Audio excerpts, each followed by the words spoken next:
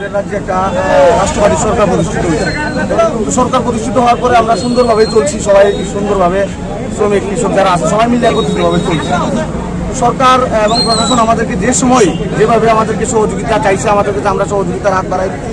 এবং আপনারা দেখতে পাইছেন যে বিভিন্ন জায়গায় বিভিন্নভাবে সেমিনারের মাধ্যমে সচেতনতামূলক কাজকর্ম করে কীভাবে আমরা সমাজকে সচেতন রাখা যায় এবং রুটের পরিষেবা সুন্দরভাবে দেখা যায়, আমরা এই দিকটা থেকে লক্ষ্য রাখছি প্রতিনিয়ত।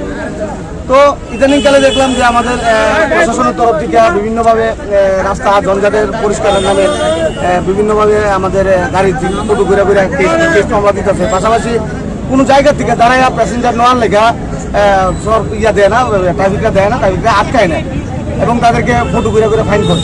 তো অ্যাকচুয়ালি আমরা আপনার কাছে আপনার মাধ্যমে আমরা রাজ্যের মাননীয় মুখ্যমন্ত্রীর কাছেও আমরা জিনিসটা অবগত করতে চাই যে আমরা যদি প্যাসেঞ্জার যদি রাস্তা দাঁড়ায় যদি প্যাসেঞ্জার নাই উঠাই, তাহলে আমরা কি রানিং এর মধ্যে কিভাবে লাভ দিয়ে কি কোনো প্যাসেঞ্জার ওঠা সম্ভব?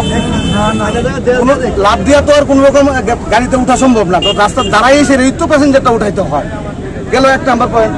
দ্বিতীয়ত দেখলাম তারপরেও আমরা সহযোগিতা করছি যে না ঠিক আছে আমরা করে দিতাম, কিন্তু ইদানিংকালে দেখতেছি কিছু সংখ্যক লোক তারা একটা সংগঠনের নাম ভাঙায়, বিএমএস এর নাম ভাঙায়, আমি নামটা ওপেনই করতে বাধ্য আছে, যে একটা রাষ্ট্রবাদী সরকারের একটা রাষ্ট্রবাদী সংগঠন যেটা আমরা জানি বিএমএস, সে বিএমএস এর নাম ভাঙাইয়া বিভিন্ন মানুষের সামনে একটা লোকসভা ইলেকশন নির্বাচন পশ্চিম আসনে আমাদের মাননীয় সংসদ যিনি বিপ্লব কুমার দেব আমাদের প্রার্থী, এই একটা সেন্সিটিভ সময়ে ওনারা বিভিন্ন জায়গায় লোকদেরকে হয়রানি করতেছে। রেল স্টেশনে গেলে তাদের কাছ থেকে জোরপূর্বক প্যাসেঞ্জার নামায় রেখে দেয়, তাদেরকে গায়ে হাত তোলার চেষ্টা করে, মারধর করে। এবং অশ্বিনী মার্কেট, আফানিয়া, জিবি, আইজিএম এমন কোনো জায়গা নাই যেই জায়গার মধ্যে তাদেরকে হ্যারাসমেন্ট করা হইতেছে না। নাগেরজোলার সামনের দিকে দাঁড়াইয়া প্যাসেঞ্জার উঠানো যায় না, নাগেরজোলার ভিতরে গেলে চাবি রেখে জোর করিয়া, ব্রিজের গোড়ার থেকে প্যাসেঞ্জার উঠাইতে গেলে ওটুর তারা জোর করে রেখে দেয়।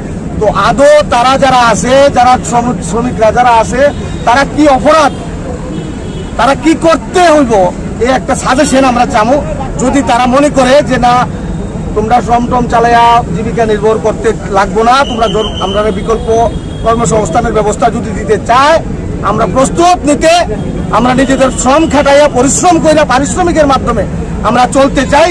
কিন্তু যদি বিকল্প কর্মসংস্থানের ব্যবস্থা করে আমরা করব, আর না হলে যদি যে না টমটম তোমাদেরকে চালাইতে আমরা দিতাম না, তাহলে আমরা এক কাজ করুন, প্রত্যেকটা চাবি সবার তরফ থেকে আমরা চাবিটা এসপি স্যারের কাছে দিব, দিয়ে আমরা যাইমুগা। যদি মনে করেন এসপি স্যার মনে করে যে না চাবিগুলাকে রাখা দিব, গাড়িগুলাকে আমরা এসপি স্যারের কাছে জিম্মা দিয়া আমরা আমাদের মতো করে চলে যাবো। আজকে এতটুকু আমরা এসপি স্যারের কাছে জানতে আইছি, আপনাদের মাধ্যমে আপনাদের কাছ থেকে সহযোগিতা চামু।